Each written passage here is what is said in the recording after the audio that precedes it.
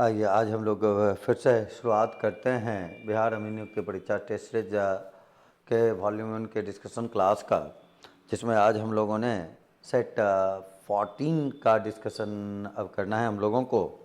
तो इस सेट 14 के डिस्कशन क्लास में आप सभी लोगों का मुकेश सर के तरफ से स्वागत है। आप सभी लोग हमसे जुड़े हुए हैं। हाय, सब लोगों का स्वागत करने के बाद अब हम लोग काम को स्टार्ट करते हैं। अपने समय का सदुपयोग करते हुए आगे बढ़ते हैं। सबसे पहले आज हम लोग सेट 14 के क्वेश्चन नंबर 51 में चलते हैं। मैथ का जो पहला क्वेश्चन है वो देखिए, कहता है कि पाइप ए और बी एक टैंक को क्रमशः 10 घंटे और 15 घंटे में भर सकते हैं, दोनों एक साथ मिलकर। पाइप भरता हो, आदमी काम करता हो, सबके लिए देखिए एक ही फार्मूला है और एक ही टेक्निक है।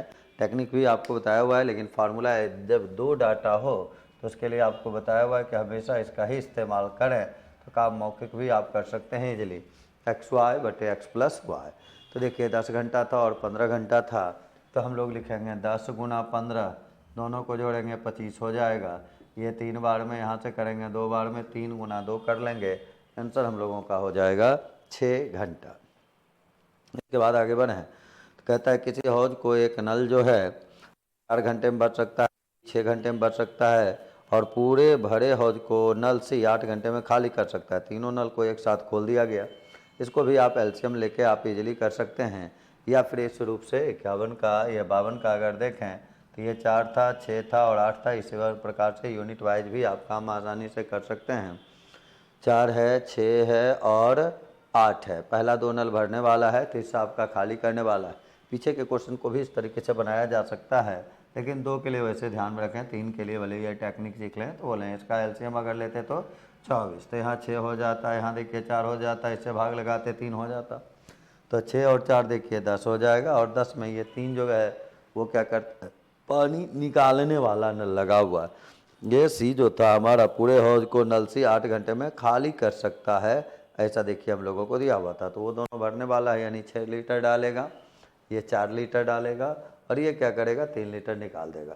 तो 6 4 10 में अगर हम 3 को घटा दें तो ये बताए कितना रिजल्ट आएगा, 7। अब यहाँ से देख लें तो कुल समय बराबर करेंगे तो 24 और बटे में कितना हो जाएगा, 7 घंटा। इसी को लिख सकते हैं 3 पूर्णांक 3 बटे 7 घंटा।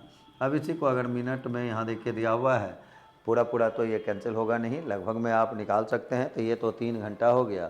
3 बटे 7 अगर करेंगे तो इसको आप देखें 60 से अगर मल्टीप्लाई कर दें तो 3/7 इंटू 60 अगर देखा जाए तो 180 बटे 7 हो जाएगा। 7 से आप भाग लगाएंगे, 7 दूनी 14, 4 और 0 40 हो जाएगा। तो 7 पचे 35, यानी 25 और 26 के बीच में आ जाएगा। तो आप अप्रॉक्स में अगर लिखें तो इसको लिख सकते हैं 3 घंटा और कितना मिनट, 26 मिनट, जो कि आपके विकल्प बी में दिया हुआ है। तो 52 का आंसर हो गया बी। 52 के बाद अगर हम लोग चलें अब 53 नंबर क्वेश्चन में, 53 नंबर क्वेश्चन में वो देखिए, कहता है ए और बी साझे में एक व्यापारिक प्रतिष्ठान की स्थापना करता है। ए का निवेश बी के निवेश से 3 गुना, यानी पूंजी का रेशियो अगर देखा जाए तो क्या है, 3:1। साथ ही साथ देखिए कहा जा रहा है ए के निवेश की अवधि बी के निवेश की अवधि से 2 गुनी। तो समय का रेशियो देखिए कितना लिखा हुआ है, 2:1। कहता है बी को लाभ के रूप में 4000 रुपया प्राप्त होता है, तो कुल लाभ कितना। तो लाभ के रेशियो के लिए पूंजी और टाइम को गुना हम लोग केवल करते हैं, तो बोलिए 3 गुना 2 6, और यहाँ कितना 1, ये हो गया लाभ का अनुपात। अब बी का लाभ दिया हुआ है हम लोगों को, कुल लाभ निकालना है। तो कुल लाभ बराबर 4000 में भाग देंगे 1 से, गुना करेंगे 7 से, और ये देखिए हम लोगों को आ गया कितना, 28,000 रुपया। तो 53 का आंसर हम लोग लिखेंगे सी, 28,000 रुपया। आ जाए इसके बाद अगर हम लोग चलें तो फिर 54 नंबर क्वेश्चन में चलते हैं। 54 नंबर क्वेश्चन देखिए हम लोगों को कह रहा है कि 54 नंबर क्वेश्चन हम लोगों को कहता है कि एक त्रिभुज एबीसी में ए बी और ए सी के मध्य बिंदु डी और ई और सबका माप देखिए दिया हुआ है। ए बी और ए सी का मिड पॉइंट दिया हुआ है आपको। ये अगर ए ले लें, बी ले लें, सी ले लें, यहाँ डी है, यहाँ ई है, इसको मिलाया गया है। इसी का माप पूछा जा रहा है हम लोगों को कि डी का माप कितना होगा। कोई भी ट्रायंगल में किसी दो भुजा के मध्य बिंदु को मिलाते हैं तो वो ऑलवेज ही तीसरा भुजा के समानांतर और आधा होता है, तीसरी भुजा के समानांतर और आधा होता है। तो यहाँ तीसरी भुजा, इसके सामने वाला कौन है, बी सी। तो आपको केवल बी सी के लेंथ से मतलब है। बाकी का क्या लेंथ दिया हुआ है ये देखने का ज़रूरत भी नहीं है। और BC अगर देखें तो दिया हुआ है 9, तो ये अगर हमारा 9 होगा तो DE के लिए अगर हम लोग देखेंगे तो 9 का आधा कर देंगे, आंसर हम लोगों का 4.5 सेंटीमीटर आ जाएगा, जो कि आपके विकल्प ए में दिया हुआ है। तो 54 का आंसर हम लोग ले लेंगे ए। 54 के बाद अगर अब हम लोग बढ़ें 55 नंबर में, तो कहता है 130 का what percent is equal to 104। केवल कैलकुलेशन देखिए, 100 ये परसेंट का इतना तो आप काम आसानी से जान ही रहे हैं। 130 का वाट परसेंट, इसको हम वाट बटे 100 करेंगे, बराबर 104 लिखा हुआ है। 0 0 कैंसिल होगा, 13 से देखिए 8 बार में 8 गुना 10 कर दिए, वाट का वैल्यू देखिए कितना आ गया 80 आ जाए। इसके बाद अगर देखें 80 आपके किस विकल्प में है, ए में, तो आंसर हम लोगों का हुआ कितना है। इसके बाद अगर हम लोग चलें 56 नंबर क्वेश्चन में, कहता है एक समानांतर चतुर्भुज की भुजा का अनुपात दिया हुआ है 5 और 4, दोनों भुजा और संलग्न भुजा जो है 5:4 के रेशियो में, एरिया भी दिया हुआ है। बड़ी भुजा पर लंबाई 20, बड़ी भुजा पर लंबाई यानी बड़ी भुजा का दोनों जो भुजा है आमने सामने वाला उसके बीच का जो डिस्टेंस है वो दिया हुआ है 20, जिसको आप ऊंचाई के नाम से भी जानते हैं। तो अगर हम बड़ी भुजा निकालते हैं तो देखो एरिया बराबर क्षेत्रफल बराबर फार्मूला क्या हो जाता है, आधार और गुना ऊंचाई। तो यहाँ अगर हमको ये एरिया पता है 1000 और यहाँ इसके लिए बड़ी भुजा का इस्तेमाल किया जा रहा है और उसका ऊंचाई हमको 20 दिया हुआ है, तो बड़ी भुजा अगर हम यहाँ से निकालते तो 1000 में 20 से भागा दे देते, यानी बड़ा भुजा कितना का 50 का। अब रेशियो जो हम लोगों को दिया हुआ है दोनों भुजाओं का वो 5:4 है, तो छोटी भुजा अगर यहाँ से निकालते तो 50 में 5 से भाग लगाते, 4 से गुणा कर लेते, यानी छोटी भुजा अगर पूछा जाता तो आंसर होता हम लोगों को 40 सेंटीमीटर। लेकिन हमको ये नहीं पूछ के पूछा जा रहा है छोटी भुजा पर लंबाई कितना, यानी छोटी भुजाओं के बीच की न्यूनतम दूरी कितनी। तो फिर से यही फार्मूला अगर हम लोग यूज करें तो एरिया देखिए तो हम लोगों को पता ही है कितना 1000, बराबर में अब छोटी भुजा के बीच का दूरी चाहिए तो इसके लिए आधार 40 ले लेंगे, ऊंचाई को हम h कर लेंगे। अब यहाँ से कैंसिल कर लें, h बराबर निकालेंगे, देखिए 0 0 कैंसिल होगा, 4 से ये 25 बार में, यानी आंसर हम लोगों का आया 25 सेंटीमीटर। त्रिभुज में हमेशा ही है चतुर्भुज, समानांतर चतुर्भुज, पैरेललोग्राम जिसको आप इंग्लिश में कहते हैं, उसके एरिया के लिए बस एक ही फार्मूला ध्यान में रखना है, आधार का क्षेत्रफल और गुना होता है ऊंचाई।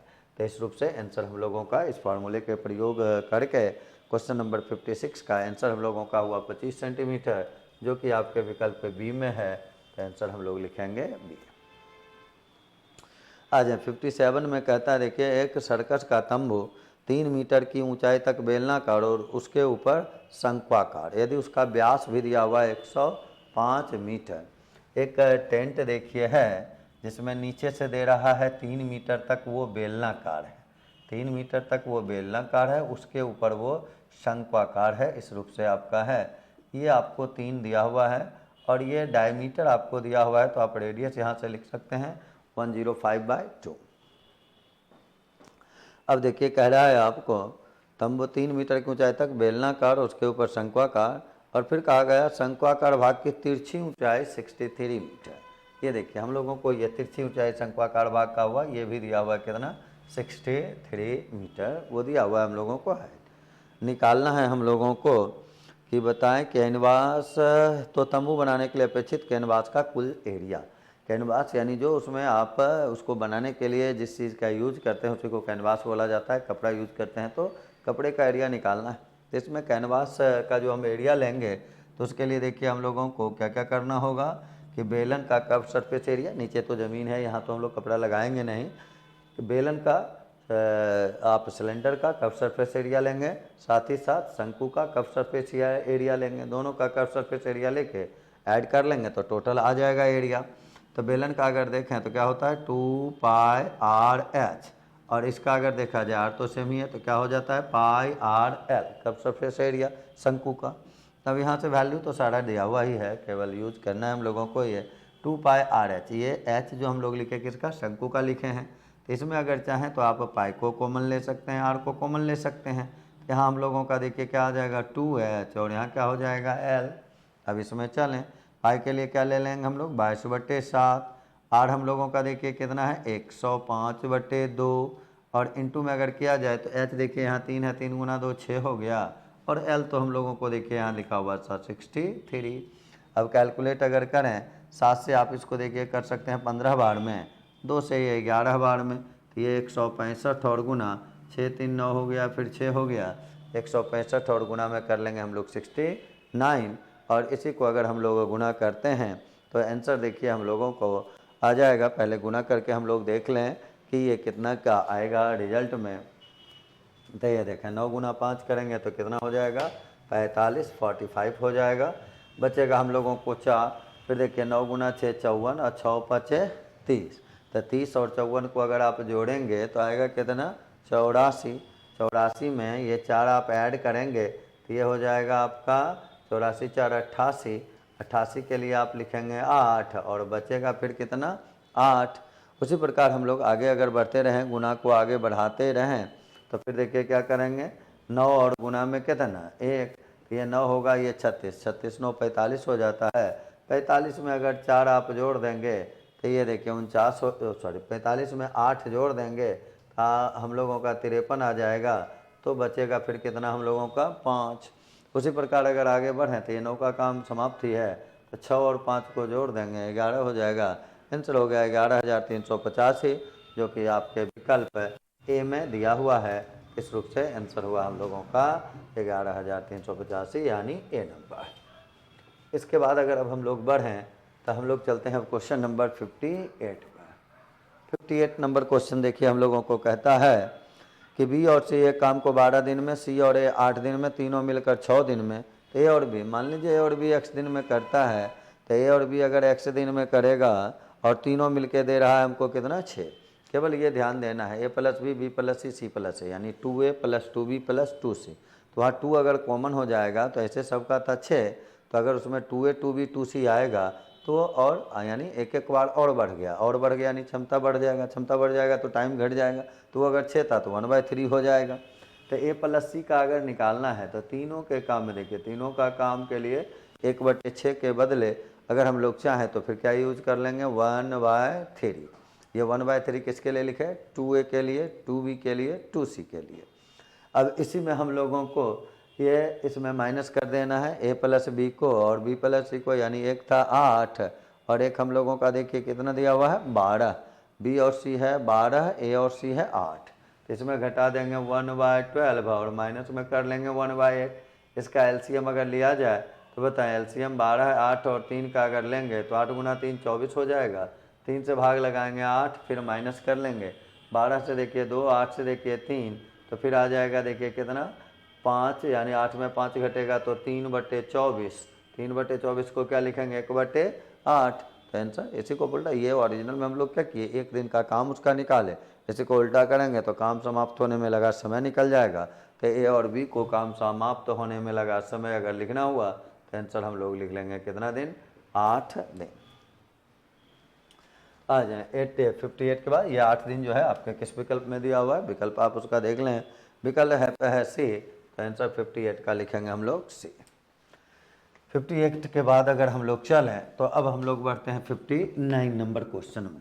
59 नंबर क्वेश्चन देखिए हम लोगों का कहता है, 59 नंबर क्वेश्चन कह रहा है हम लोगों को कि ए एक काम को 9 दिन में कर सकता है यदि ए की अपेक्षा बी 50% अधिक कुशल है। ए की अपेक्षा बी कुशल है, यानी ए को अगर 100 लेंगे तो बी बताइए 150 होगा, यानी रेशियो यहाँ से निकलेगा 2:3 का। यही तो मेन काम है।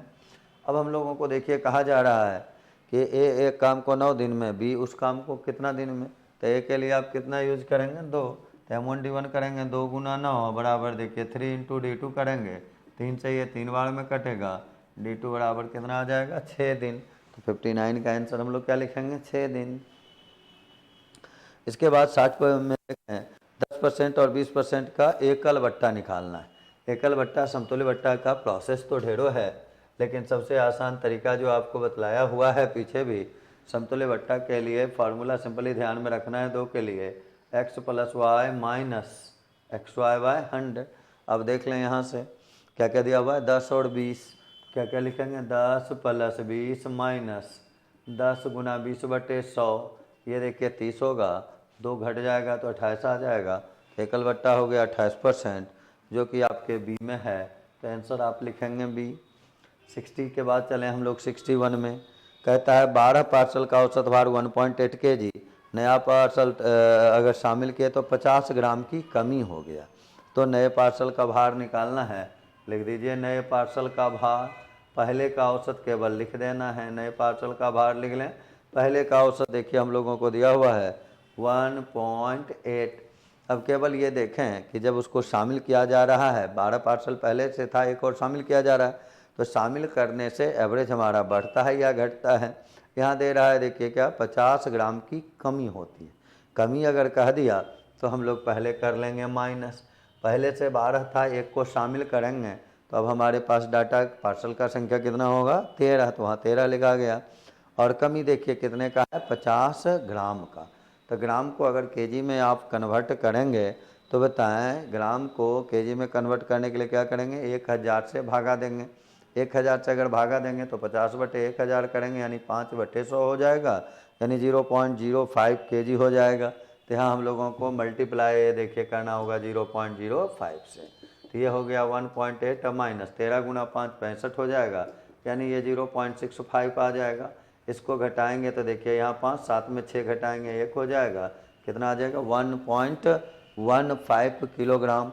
आंसर जो हम लोगों को लिखना है वो 1.15 किलोग्राम लिखना है, जो किस विकल्प में दिया हुआ है सी में। तो आंसर हम लोगों का हो गया सी। इसके बाद 61 के बाद अब हम लोग चलें 62 नंबर क्वेश्चन में। 62 नंबर क्वेश्चन देखिए हम लोगों को कह रहा है कि 62 कहता है एक कक्षा में 20 लड़कों का औसत भार 12 वर्ष, 5 नए लड़के के दाखिल होने से औसत जिनकी औसत आयु 7 वर्ष, वो पाँचों का दिया हुआ 7 वर्ष था। 5 गुना 7 कितना हो गया 35। पहले से 20 लड़का का था 12, तो 12 गुना 20 करेंगे कितना 240। तो टोटल अगर निकालें तो 240 है प्लस में 35 है। अब ये सम हो गया, आने वाले का सभी का योगफल हो गया। अब हम लोगों को कह रहा है तो कक्षा के लड़कों के औसत आयु क्या है, तो औसत निकालिए। पहले से आपके पास था 20 लड़का और 5 नया लड़का आ गया, तो 20 और 5 कितना 25 हो गया। तो 25 से इसमें भाग लगा दें, हो गया औसत। तो बोले इसको जोड़ेंगे 275 बटे में कितना करेंगे 25, भाग अगर लगाया जाए तो बोलिए कितना से हो जाएगा 11 से। तो आंसर हम लोगों का क्या हो गया 11 वर्ष, जो कि दिया हुआ है आपके किस विकल्प में डी में। तो आंसर 62 का हो गया डी। 63 में अगर चला जाए तो कहता है एक पास से जिसके फलक 1 और 6 संख्या लिखा हुआ है को दोबारा फेंका गया, 2 का अंतर आने का हमको पॉसिबिलिटी बताना है। दोबारा फेंका अगर जाएगा तो नंबर ऑफ सैंपल स्पेस की चर्चा अगर हम लोग करें तो 6 अगर सतह है तो 6 का स्क्वायर कर लेंगे तो ये होगा कितना 36। अब इवेंट पे अगर काम किया जाए तो 2 का डिफरेंस वाला सारा घटना आपको देखना होगा। 2 का डिफरेंस वाला घटना अगर देखें तो कौन कौन सा हो जाएगा, मान लीजिए 1 आया तो अगला पे 3 आएगा, 2 आएगा तो फिर 4 आएगा, तो अंतर 2 का हो रहा है। फिर उसी प्रकार इस पे 3 आएगा तो यहाँ हम लोगों का क्या आ सकता है 5, यहाँ 4 आएगा तो यहाँ 6। और फिर इसका सारा का उल्टा रिवर्स कंडीशन होगा कि इस पे हम लोगों का आ जाएगा 3 तो यहाँ आएगा 1, यहाँ फिर देखिए हम लोगों का आएगा 4 तो यहाँ आएगा 2, यहाँ आएगा 5, यहाँ आएगा 3, यहाँ 6, यहाँ 4, यानी घटनाओं की टोटल घटना अगर देखा जाए तो ये कितना हो गया 8।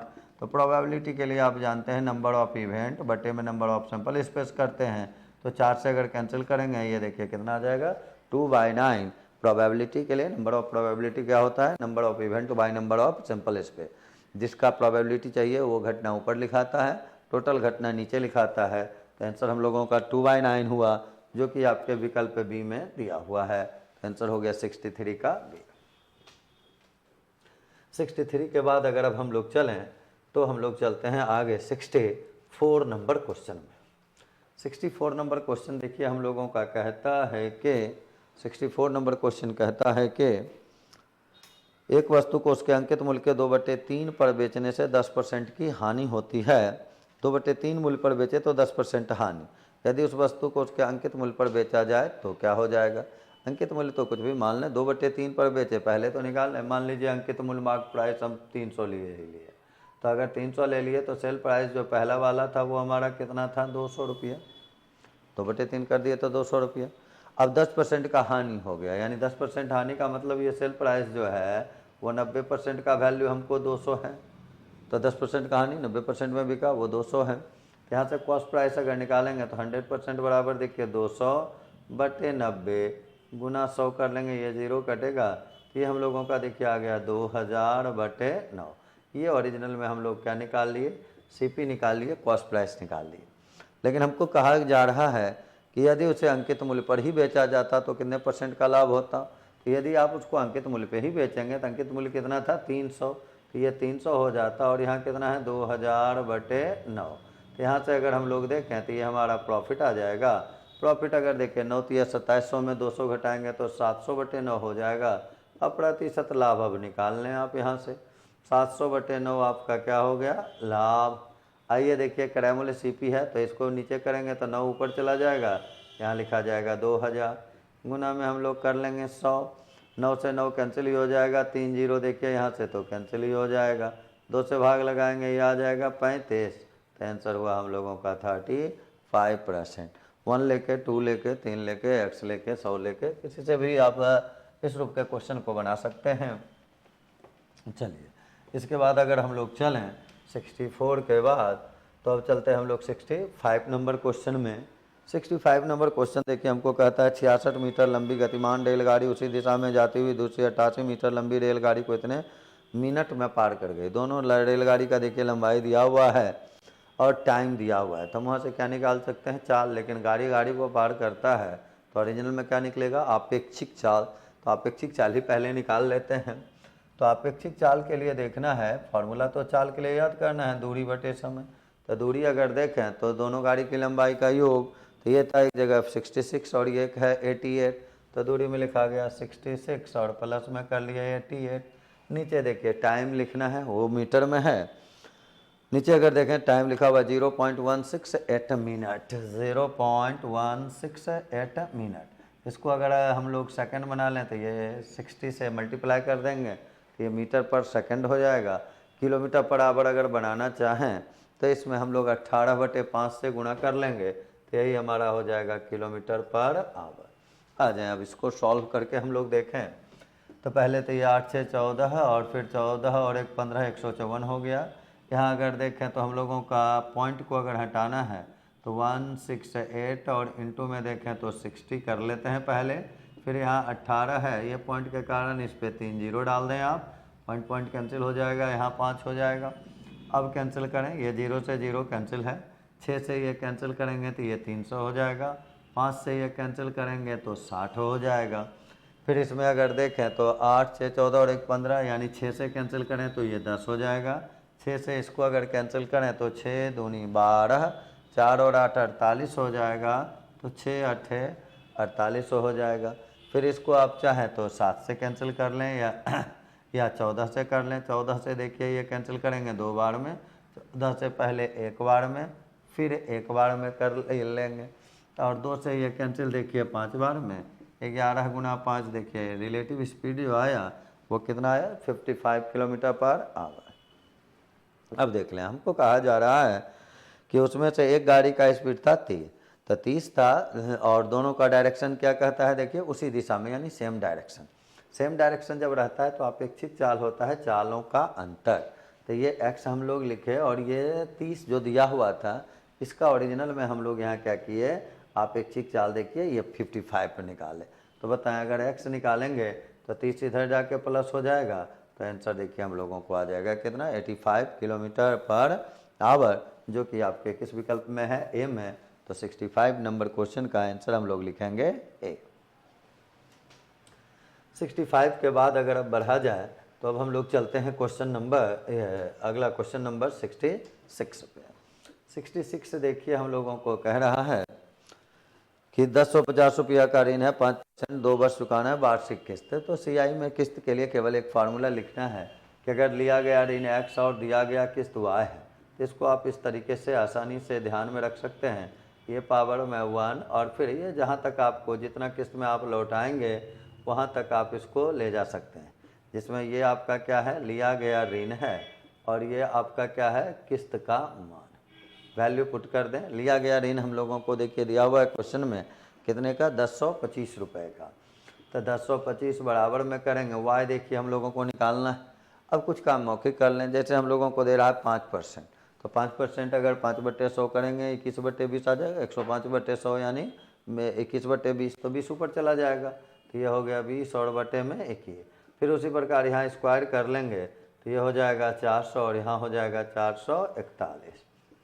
तो 10/25 बराबर 20y/21, तो देखिए कॉमन भी हो जाएगा, यहाँ बचेगा 1, तो 1 + 20/21 करेंगे तो फिर नीचे तो हमारा 21 आ ही जाएगा। 21 और 20 को अगर जोड़ेंगे तो ये देखिए कितना 41 आ जाएगा। अब इसको अगर कैंसिल किया जाए तो y बराबर अगर निकालेंगे तो पहले तो ये वैल्यू हम लोगों का, ये तो आप लोग समझ गए होंगे, यहाँ से ये टोटल कॉमन हुआ 1 प्लस ये 20/21 था, ये 21 देखिए यहाँ लिखे, 21 और 20 को जोड़ लिए तो वो कितना आया 41, जो कि वहाँ लिखा हुआ है। आ जाए कैंसिल आप कर सकते हैं कुछ डाटा को यहाँ से, 5 से जैसे अगर कैंसिल करें या 41 से ही कैंसिल कर दें, इसको 5 से पहले कर लें, ये 4 बार में, 5 से देखिए इसको कैंसिल करेंगे तो पहले 2 बार में, फिर देखिए ये हो जाएगा हम लोगों का 0, फिर ये हो जाएगा 5, फिर 41 से अगर इसमें भाग लगाया जाए तो 5 बार में आप लगा सकते हैं।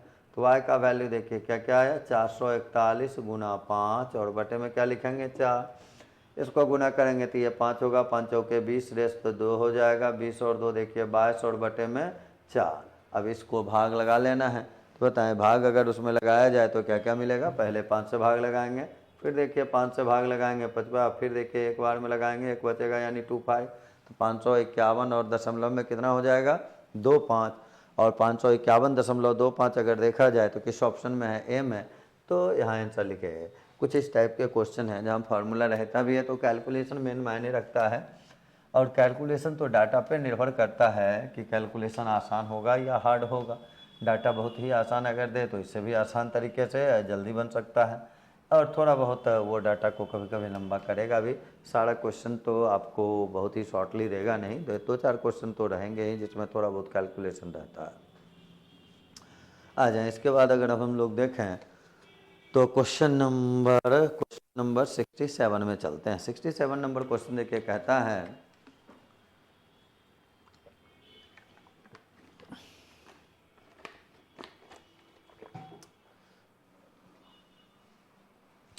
एक 120 मीटर लंबा और 70 मीटर चौड़ा एक टेनिस कोर्ट है, चारों ओर 5 मीटर चौड़ा घास लगा है, घास लगाने का व्यय दिया हुआ है। तो मेन हम लोगों को घास का क्या निकालना है, एरिया निकालना है जहाँ घास लगाया जा रहा है, बाद में रेट से गुना कर देंगे। तो जब भी चौड़ी पट्टी आप बाहर से लगाते हैं उसके लिए आप डायरेक्ट ये फार्मूला भी, ऐसे तो बाहर के एरिया में अंदर के एरिया को घटा देंगे तो आ जाएगा, नहीं तो इस रूप से आप इसका इस्तेमाल कर सकते हैं। बाहर से लगेगा तो 2x इंटू में l + b + 2x, ये आप क्षेत्रफल के लिए फार्मूला ध्यान में रख सकते हैं। तो 2 और इंटू चौड़ाई अगर देखा जाए, रास्ते का चौड़ाई जो था जहाँ आप घास लगा रहे थे उस पट्टी का चौड़ाई देखिए 5 मीटर दिया हुआ है हम लोगों को, तो ये 5 कर ली। अब इसमें चलें तो लंबाई हम लोगों को देखिए दिया हुआ है, कोट का लंबाई है 120 और चौड़ाई है 70, तो ये 120 प्लस करेंगे 70 प्लस फिर देखिए 2 × 5 कर लेंगे हम लोग, तो ये हो गया देखिए 10 और गुना, इसको जो करेंगे 10, 70 और 20 को जोड़ें, ये 10 को जोड़ेंगे तो 70 और 10 80 हो जाएगा, और 120 जोड़ेंगे तो 200 हो जाएगा, और 200 × 10 अगर करेंगे ये 2000 मीटर स्क्वायर हो गया। अब हम लोगों को खर्च देखिए निकालना है, खर्च के लिए तो रेट से गुणा कर दें, इसमें आप रेट आपको दिया हुआ था कितना 3.5 रुपया प्रति वर्ग मीटर, तो 3.5 से गुणा कर दिए, तो ये देखिए 35 × 2 70 हो गया, एक जीरो तो गायब ही हो गया, यानी आंसर आ गया कितना 7000 रुपया, जो कि आपके विकल्प ए में मौजूद है, तो आंसर हम लोग लिखेंगे। इसके बाद 67 के बाद 68 नंबर में चलें, कहता है एक साइकिल 800 रुपया में बेचने पर 20% हानि, 10% लाभ के लिए कितना में बेचना चाहिए। 20% हानि कहने का मतलब हुआ कि 80% में बेचे, और 10% लाभ कहने का मतलब कि 110% में बेचना है। तो इसके लिए बताएं, जब आप 80% में बेच रहे थे तो उसका सेल प्राइस जो था वो कितना दिया हुआ था 880, निकालना है 110% का, तो क्या क्या लिख लेंगे 880/80 और गुना में कर लेंगे 110। ये जो हम लोगों को दिया हुआ था वो क्वेश्चन नंबर हम लोग कर रहे हैं 68 का। ये देखें, अब इसको तो कैलकुलेशन केवल करना है, इससे अगर कैंसिल किया जाए तो 11 × 11 करेंगे 121, यानी आंसर देखिए आएगा कितना 1210 रुपये का, जो कि आपके विकल्प सी में मौजूद है, तो आंसर हो गया सी। 68 के बाद अगर चलें हम लोग 69 नंबर क्वेश्चन में, समबाहु त्रिभुज की भुजा की लंबाई थी, संभावित त्रिभुज एरिया के बारे में जहाँ पूछा गया तो एरिया में भुजा कितने बार 2 बार भाग लेता है। एक्स प्लस वाई लगाएं, अंतर यही है संभावित त्रिभुज है, सारा भुजा बराबर है तो हम लोग क्षेत्रफल में वृद्धि के लिए क्या क्या लिखेंगे 30 + 30 + 30 गुना 30/100। अलग अलग रहता है तो अलग अलग डाटा का इस्तेमाल होता है, सेम ही डाटा है तो सेम ही डाटा का इस्तेमाल कर लेंगे। 30 30 60 हो गया, 3 गुना 3 9 तो 69%। ये हो गया एरिया में वृद्धि। इसके बाद अगर चलें तो कहता है 70 नंबर क्वेश्चन, लासा देखिए दिया हुआ है 864 और मासा है 144, एक संख्या दिया हुआ है दूसरी संख्या। लगभग सेट में हम लोगों को ये क्वेश्चन देखिए मिलते जाता है और फार्मूला तो अब आप लोगों को भी याद हो गया होगा कि लासा गुना मासा जो होता है वो दोनों संख्या के गुणनफल के बराबर होता है। तो हम लोगों का देखिए अगर दूसरी संख्या निकालना है तो एलसीएम यानी 864 गुना करेंगे एचसीएफ यानी 144 और बटे में पहली संख्या जो हम लोगों को दिया हुआ है 288 ये लिख लेना है, यही हम लोगों का दूसरी संख्या निकल जाएगा। तो दूसरी संख्या का फार्मूला क्या हो गया हम लोगों का लासा गुना मासा बटे पहली संख्या। ये 2 बार में कैंसिल, 2 से इसको करेंगे तो ये देखिए 432 बार में कैंसिल हो गया तो आंसर हो गया हम लोगों का 432 जो कि दिया हुआ है आपके किस विकल्प में सी में। तो आंसर हम लोग इस क्वेश्चन का बनाएंगे विकल्प सी। तो 70 नंबर क्वेश्चन का आंसर हम लोगों का हो गया विकल्प सी। इसके बाद अगर अब हम लोग चलें तो फिर 71 से 75 तक अगर देखें तो आपको बार डायग्राम दिया हुआ है। तो बार डायग्राम पे अब हम लोग काम करें।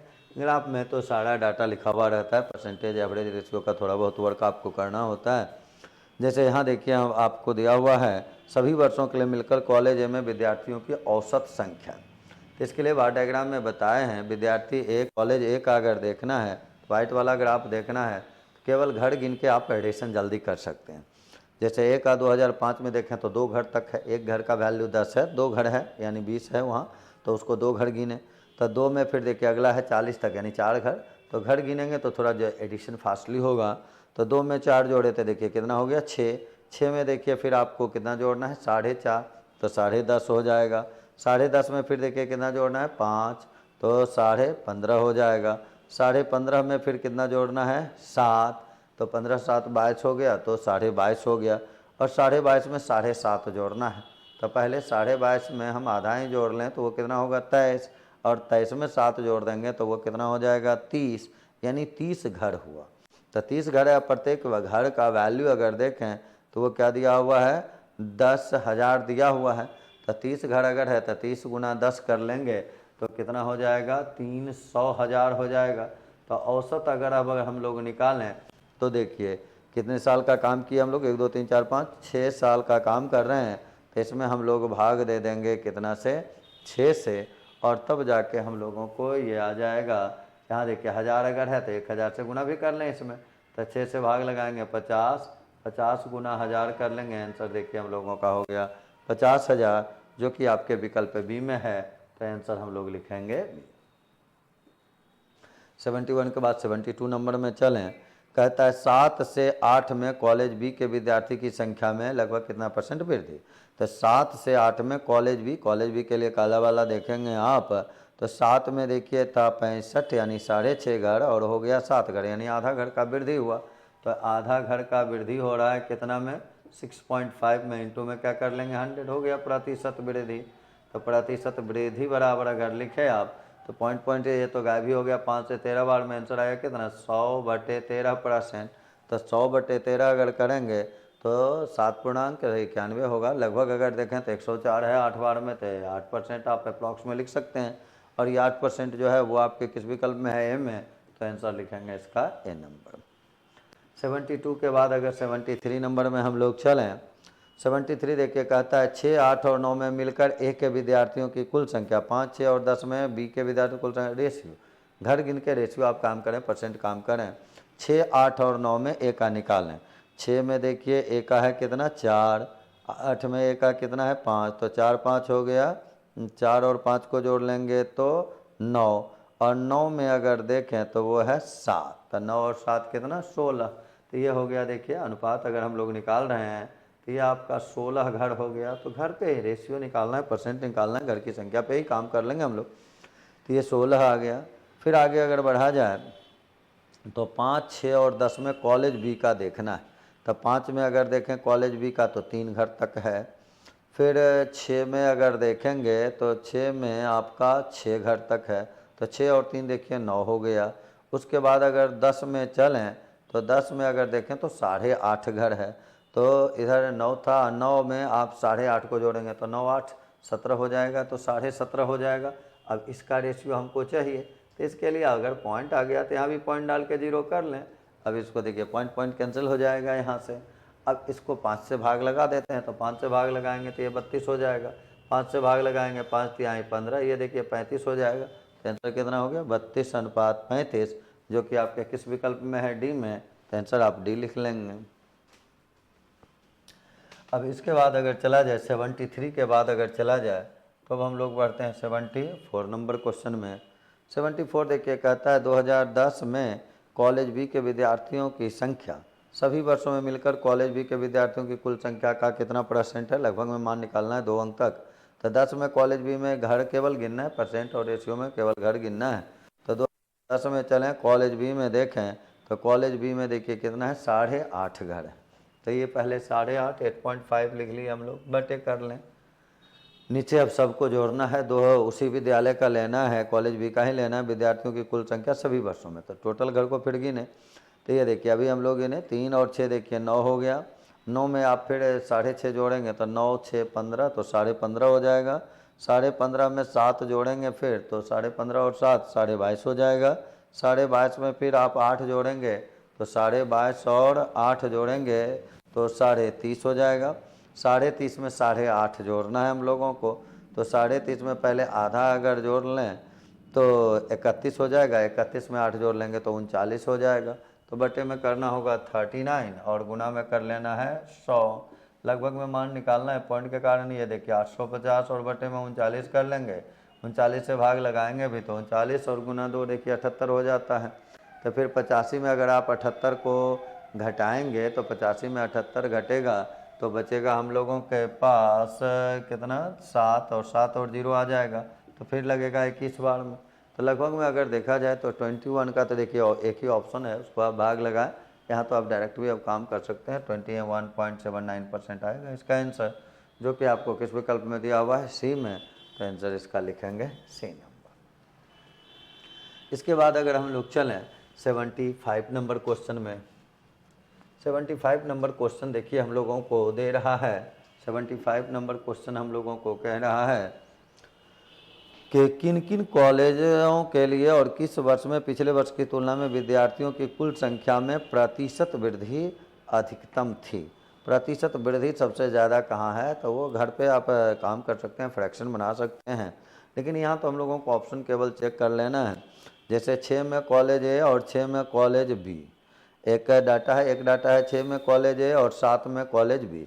तो 6 और 7 का मेनली काम पहले अगर देखें तो वर्ष 2006 में चलिए कॉलेज ए में अगर देखा जाए किन किन कॉलेजों में किस वर्ष में पिछले वर्ष की तुलना में, तो पिछले वर्ष की तुलना में अगर ये देखिएगा 20 है, 20 से 40 हो गया। 20 से 40 होने का मतलब दुगना का मतलब 100%। तो और कहीं हम एक का अगर देखें तो दुगना हो रहा है कि नहीं, तो जैसे वहाँ 4 घर था तो 40 दूनी 80 होना चाहिए, वो नहीं है। फिर 45 दूनी 90, वो नहीं है। आगे कहीं भी दुगना नहीं है। यानी सबसे ज़्यादा वृद्धि कब हुआ है, 2006 में हुआ है। किस कॉलेज में, ए में। बी पे भी वही काम कर लें। बी अगर 30 था तो 30 गुना 2 देखिए कितना हो गया 60। 60 का मतलब क्या होगा, दुगना, यानी 100%। और अगर कहीं देखें तो कहीं भी डाटा दुगना नहीं हो रहा है। 60 का दुगना करते थे हमको 120, लेकिन वो मात्र कितना है 65 पे है। 65 का दुगना करते 130, लेकिन मात्र 70 पे है। तो दुगना अगर है तो काम तो ज़्यादा आसान है। तो वर्ष 2006 में ही देखा जाए तो कॉलेज ए भी 100% बढ़ा है पिछले वर्ष की तुलना में, और बी भी बढ़ा है पिछले वर्ष की तुलना में। तो आंसर जो हम लोगों का 75 का होगा वो कितना हो जाएगा, सी। दुगना होने का मतलब कितना परसेंट बढ़ जाना, 100% बढ़ जाना। तो हम लोग डायरेक्ट उसको कर लेंगे। इस रूप से हम लोगों का 75 नंबर क्वेश्चन का आंसर हो गया सी। और आज का सेट हम लोगों का 14 कंप्लीट हो गया। फिर हम लोग मिलेंगे सेट 15 के डिस्कशन में। आप लोग अपना प्रैक्टिस जारी रखें, मेहनत करते रहें और अपने उद्देश्य को पाने के लिए निरंतर प्रयास करते रहें। धन्यवाद।